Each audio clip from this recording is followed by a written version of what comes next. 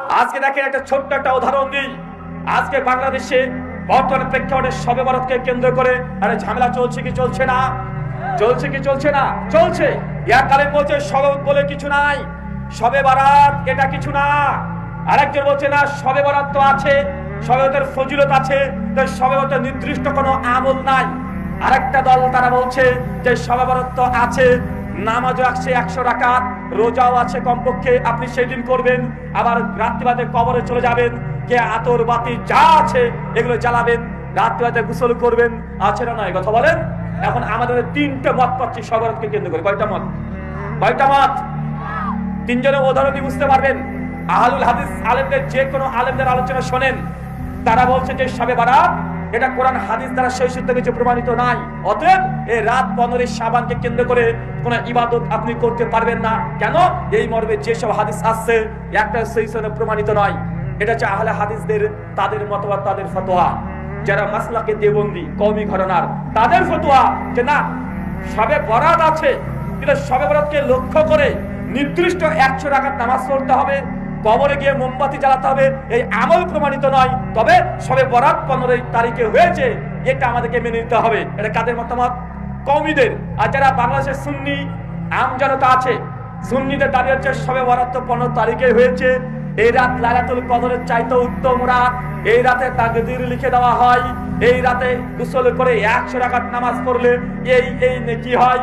এই রাতে অনেক রকমের মানুষ যারা মারা গিয়েছে তাদের রূহ, তাদের আত্মা আবার তাদের আশেপাশে ঘোরাঘুরি করে, তার জন্য কবরে যাও, কবরে গিয়ে দোয়া করো, কবরে গিয়ে মোমবাতি জ্বালাও, কবরে গিয়ে যা ইচ্ছা মাজার পূজার জন্য যা যা করতে হয় সবগুলো করো। বাংলাদেশে আছে না নাই?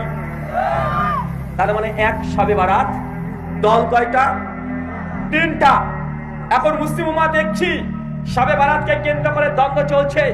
এখন আমরা সাধারণ আম জনতা কোথায় যাব? কোনটা মানবো? আম জনতা বলছে এক এক হুজুর এক এক কথা বলে, সবাই তো বড় বড় আলেম, সবারই বড় বড় মাদ্রাসা আছে, সবাই 20 বছর 30 বছর করে বুখারীর দাস দেয়, এ হুজুরও আরবিতে কথা বলতে পারে, ও হুজুরও আরবিতে বক্তৃতা দিতে পারে। তাহলে সাধারণ আম জনতা আমরা কোন দিকে যাই? একজন বলছে শবে বরাত নাই, একজন বলছে আছে, আর একজন বলছে অর্ধেক আছে অর্ধেক নাই। এখন আমরা কি করি দেখেন, আমাদের যে সূত্র আল্লাহ কোরআনে দিয়েছে, যখনই আলেমদের মধ্যে মতভেদ হবে আম জনতা কি করবেন? কোরআন এবং সহিহ হাদিস, শুধু হাদিস নয়, হাদিস তো অনেক রকমের পেয়ে যাবেন, হাদিসের নাই এমন কোনো জিনিস নাই। কেন হাদিসের মধ্যে জাল হাদিস আছে না নাই? জাল হাদিস হচ্ছে চীন দেশে গেলে জ্ঞান অর্জনের, চীন দেশে যাও, আছে না ভাইজান? তো এটাও তো হাদিস। এটা তো ইমাম বাইহাকি সবুল ইমানুল বাইহাকির মধ্যে নিয়ে এসেছে, দালাইলুন নবুওয়াতিল ইমাম ইসফাহানি তিনিও নিয়ে এসেছেন। একটা হরিণ বাঁধা ছিল গাছেরই তলায়, এটাও তো হাদিস হিসাবে তারিখে বাগদাদের মধ্যে এসেছে, তারিখে দামেস্কের মধ্যে এসেছে, এমনকি আল বিদায়া ওয়ান নিহায়াতে ইমাম ইবনে কাসির তিনিও নিয়ে এসেছেন। তার মানে হাদিস হলেই যে মেনে নিতে হবে এমনটা না, হাদিস তো জালও আছে, আছে না? তার মানে বলতে হবে কি কথা বলেন? মতভেদ হলে কোন জায়গায় ফিরে যাব? কোরআনুল কারীম এবং হাদিসে মুবারাকা যেগুলো হবে সেটা অথেন্টিক, সেই হাদিস দ্বারা প্রমাণিত হবে। এখন আসেন আমরা ছোট্ট করে আপনাকে সমাধান দিই। কি ঘটেছে জানেন শবে বরাতকে কেন্দ্র করে? শবে বরাত যে 15 তারিখে, শাবান মাসের 15 তারিখে শবে বরাতে বলে হাদিস নাই এমনটা নাই, হাদিস আছে। কমপক্ষে শেখ আলবানী রাহিমাহুল্লাহ 8খানা হাদিস নিশ্চে, কখানা? 8খানা। আরো যদি যায়েদ জাল মওযু মন গড়া এই ধরনের হাদিসকে জমা করেন শবে বরাতকে কেন্দ্র করে, কমপক্ষে 15খানা হাদিস পাওয়া যায়। কয়টা? কমপক্ষে 15খানা হাদিস পাওয়া যায়, জাল যায়েদ সমস্ত রকমের মিলে। এখান থেকে দেখা যায় শেখ আলবানী রাহিমাহুল্লাহ তিনি তাহকিক করেছেন, তাহকিক করে তিনি সিলসিলা হাদিসের সহিহার মধ্যে 180 নম্বর হাদিসে তিনি ডিটেইল আলোচনা করেছেন। আলোচনা করার পরে তিনি বলতে যাচ্ছেন এইভাবে শবে বরাতের কেন্দ্র করে যতগুলো হাদিস এসেছে সব হাদিসগুলো তাহকিক করে দেখা যায় কোন হাদিস একা কিছুই না। কিছুই না বলেন তো? একা কিছুই না। মুআজ্জিজ জামালের যে হাদিস, এটা ইনকিতার সনদ বিচ্ছিন্নতা আছে। আমাদের আয়েশা রাদিয়াল্লাহু আনহা আনার যে হাদিস, ওটা আমাদের দুর্বলতা আছে। মানে প্রত্যেক হাদিস কোন না কোন কারণে আলবানী রাহিমাহুল্লাহ তিনি নিজেও যায়েব বলেছেন এবং যায়েফুল জিদ্দান পর্যন্ত বলেছেন। তবে আলবানী রাহিমাহুল্লাহ মনে করেছেন এইটা যে দেখো এতগুলো হাদিস এসেছে সবগুলো সনদ যায়েব, তবে একটা যায়েব আরেকটা যায়েব প্লাস যায়েব, যায়েব প্লাস যায়েব, সবগুলো যায়েব মিলে একটু এই হাদিসগুলোর শক্তি বেড়েছে, অতএব এই হাদিসটা গ্রহণ করা যেতে পারে। কথা বুঝতে পারছেন? কথা বুঝতে পারলেন? এটা একটু কঠিন আলোচনা হবে আপনার জন্য বোঝার জন্য। মানে যদি শবে বারাত 15 তারিখ, এই মর্মে 8খানা হাদিস আছে। কয়টা? 8খানা হাদিস, আর সবগুলো যায়িফ। আলবানী নিজেই স্বীকার করেছে। সালাফদের মধ্যে এমন কোন সালাফ নেই, যুগে যুগে সবাই বলছে হাদিসগুলো যায়িফ। হাদিসের মধ্যে ইনকিতার সূত্র বিচ্ছিন্নতা আছে। অতএব এই হাদিসগুলো একাকি, এই হাদিসগুলো সহিহ নয়। বা একটা হাদিসের সঙ্গে আরেকটা জোড়া দাও, আরেকটা জোড়ার সঙ্গে আরেকটা জোড়া দাও, আরেকটা জোড়ার সঙ্গে আরেকটা দাও, এই জোড়া তেরা দেওয়া সবগুলোকে মিলে তখন আসছে হাদিসে মোটামুটি বলা যেতে পারে, টেনে হিসড়ে মোটামুটি ধরেন হাসানলি গয়রিহি। হাদিসের অবস্থা এটা, কথা বুঝতে পারছেন? মানে খুব মানে কিছু ছাত্র থাকে না ভাই, একসঙ্গে পরীক্ষা 28 পেয়েছে, শিক্ষক ফেল করে দিব, ফেল করে দিলে ছেলেটার 1 বছর লস হয়ে যাবে, তার কি আর করবো, যা। শিক্ষকের মনে একটু ছাত্রদের দয়া এসেছে যে আবার 1 বছর থাকবে, তারা বাবাকে আবার কষ্ট করতে হবে, আবার টিউশনি পড়াতে হবে, কি দরকার বেচারা, যা 2 নম্বর দিয়ে দিলাম, 30 দিয়ে পাস করে দিয়েছে। সবরতার হাদিসের অবস্থা এমন, কথা বুঝতে পারছেন? এটা যদি আমাদের একাকি তাহাকিক এমনটা নয়, এটা হানাফি দেওবন্দি যারা কওমি মাদ্রাসা তাদেরও এটাই তাহাকিক।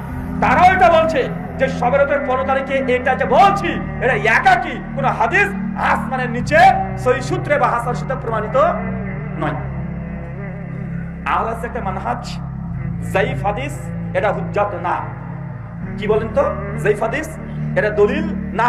আমরা বলি সহিহ হাদিস দ্বারা কোনো আমল যদি প্রমাণিত হয় সেগুলো আমরা করি। যায়িফ হাদিস তো অনেক কিছু পাওয়া যাবে, যেন আল্লাহর নবীর নাম শুনলে চোখে চুমু দিতে হবে, হাদিস নাই ভাবছেন?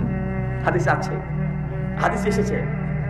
ইমাম বাইহাকি তার দালাইলুন নবুওয়াতের মধ্যে এই হাদিস নিয়ে এসেছে এবং সনদ সহকারে নিয়ে এসেছে, কিন্তু সনদের বিবেচনায় দেখা যায় হাদিসটা যায়িফ। কি বলেন তো ভাইজান? হাদিসটা নিতান্তই যায়িফ। আমরা আহলে হাদিসরা এই হাদিসটাকে গ্রহণ করি কেন? কারণ আমরা মনে করি কোন ইবাদত আমল প্রমাণ করতে হলে হাদিস সহিহুল ইসনাদ অথবা হাসান কমপক্ষে হতে হবে, নচেত আমল করা যাবে না। ঠিক সবরতার হাদিসগুলো যায়িফ, তার জন্য আমরা আমল করি না, আমরা বলি এই দিনটা প্রমাণিত নয়। কিন্তু হানাফি ভাইদের দাবি যে না, হাদিস মেনেই মানতে হবে। যায়িফ হাদিস ফজিলতের ক্ষেত্রে মানা জায়েজ। যায়িফ হাদিস যদি একসঙ্গে অনেকগুলো আসে, সে হাদিসগুলো আপনাকে সঠিক মনে করতে হবে, আপনি আমল করতে পারেন। এটা তাদের এই উসুলের ভিত্তিতে, মানে তারা হৃদয় থেকে কোনো হানাফি বিদ্বান তারা এই কথা বলতে পারবে না যে শবে পালন করছি আমরা সহিহ হাদিসের আলোকে, বলবে যে শবে বরাত পালন করছি সহিহ হাদিস নয় বরং যায়িফ এবং জাল হাদিসের ভিত্তিতে আমরা শবে বরাত পালন করছি। কথা কি বুঝতে পারলেন? কথা কি বোঝা যাচ্ছে? তারা নিজেরা স্বীকার করছে প্রত্যেকে শবে বরাতের কোনো হাদিস সহিহ না, সবগুলো যায়িফ হাদিস, এবং তারা এখানে যুক্তি পেশ করছে যে যায়িফ হাদিস ফজিলতের ক্ষেত্রে এরা গ্রহণযোগ্য, তাই আমরা সবাইকে পালন করছি। তো তাদের আমলটা কি হলো? সহিহ হাদিসের উপরে না যায়িফ হাদিসের উপরে? কোন হাদিসের উপরে? যায়িফ হাদিসের উপরে তাদের আমল হলো। মানে আপনাকে আমি এটা বুঝাচ্ছি, ওই যে কোরআন মাজিদ বলছে ফাইন তানাজাতুম ফি শাইইন ফারুদ্দুহু লিল্লাহি ওয়া রাসূল, যখনই মতভেদ চলে আসবে সেই সময় আল্লাহর দিকে চলে যাও আর রাসূলের হাদিসের দিকে প্রত্যাবর্তন করো। এখন আমরা চেক করে হাদিসগুলোকে দেখছি, একটাও রাসূল পর্যন্ত সেই সূত্রে কোনো হাদিস পৌঁছাচ্ছে না, তার জন্য আমরা এই আমলটাকে করি না।